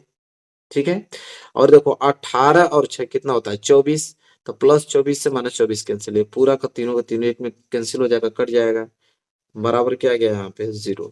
अब इसे हल करेंगे तो -4 के का गुणा 1 में करेंगे तो -4 के आएगा और नीचे आ गया 2 बराबर 0। ठीक है, काटाओगे तो 2 दूनी के 4, क्या आ जाएगा -2 के बराबर के 0 आ गया। के का वैल्यू निकालना था तो के बराबर क्या हो जाएगा 0/-2, तो के बराबर क्या आ जाएगा 0, के बराबर क्या आ गया 0, के का वैल्यू पूछा था, के बराबर 0 आ गया।